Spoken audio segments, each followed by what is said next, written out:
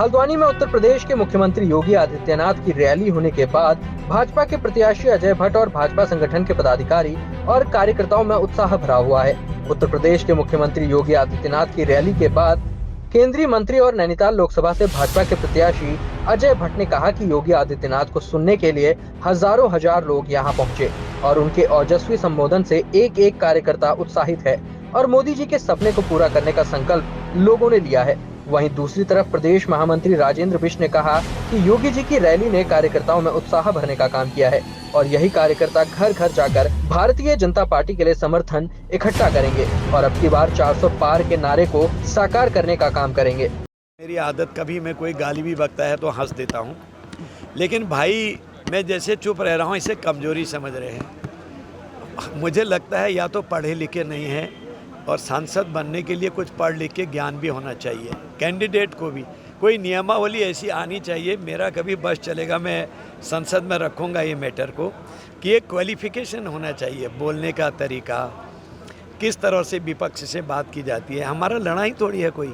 अब सांसद निधि वापस गई, भाई कभी नहीं जाती है सांसद निधि, मेरी नहीं भारत भर में वापस नहीं जाती है। नॉलेज तो बढ़ाओ। 40% खर्च हुई और मैं आपको भी सैल्यूट करता हूं कि एक व्यक्ति के आज 4 दिन से एक ही व्यक्ति के आप सवाल पूछ रहे हैं। क्या बात है, एक ही व्यक्ति के बारे में क्यों पूछ रहे हैं, कुछ तो बताओ। और 40% खर्च नहीं करी कह रहे हैं। सूचना के अधिकार में उनसे कहो ना 10 रुपए की टिकट में ले तो लो। मैंने सारी चीज़ें रखी हैं, मेरी कोई सांसद निधि न वापस गई है, किसी सांसद की नहीं जाती है वापस।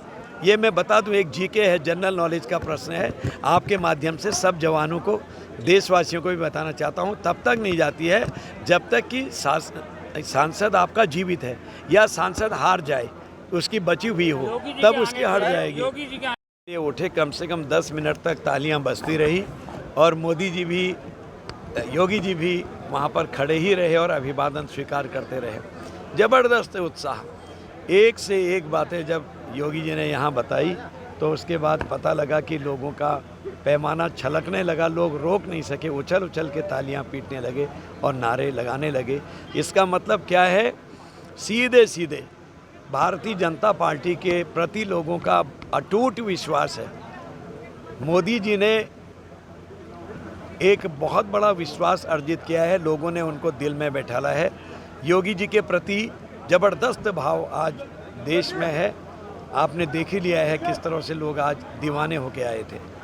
इससे साफ जाहिर है कि अब की बार 400 पार का जो नारा है वो बिल्कुल सही होता दिखाई दे रहा है और जो कैंडिडेट्स के बारे में अब की बार 5 लाख पार कह रहे हैं वो भी सही होते दिखाई दे रहा है।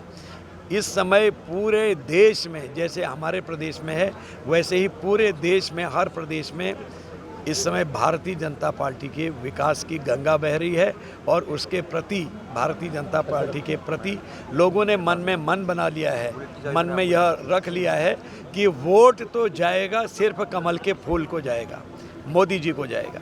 आपके प्रतिद्वंदी का कहना है कि सांसद निधि वापस।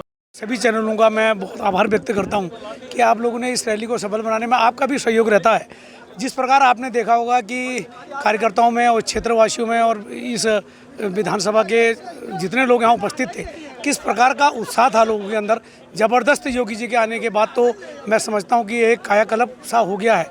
और योगी जी ने भी जिन बातों का स्मरण कराया है, उन्होंने कहा कि तीसरी बार इस देश की अस्मिता को बचाने के लिए और इस देश को फिर विश्व गुरु बनाने के लिए इस देश के प्रधानमंत्री को तीसरी बार पुनः हमको भारत का फिर प्रधानमंत्री बनाना है। और कार्यकर्ताओं में जिस प्रकार का उत्साह है, क्योंकि इस समय खेतीबाड़ी का भी समय हो रहा है, गेहूं कटारी चल रही है, नवरात्रियों का त्यौहार चल रहा है, इसके बाद भी जितना उत्साह था वो आप सबके सामने है। मैं समझता हूँ कि ऐतिहासिक रैली के रूप में ये रही है और योगी जी ने और अपने मुख्यमंत्री जी ने जिस प्रकार का संबोधन दिया है उससे भी हमारे कार्यकर्ता बहुत प्रेरित हैं, बहुत उत्साहित हैं और मैं कह सकता हूँ कि इस बार 400 पार है।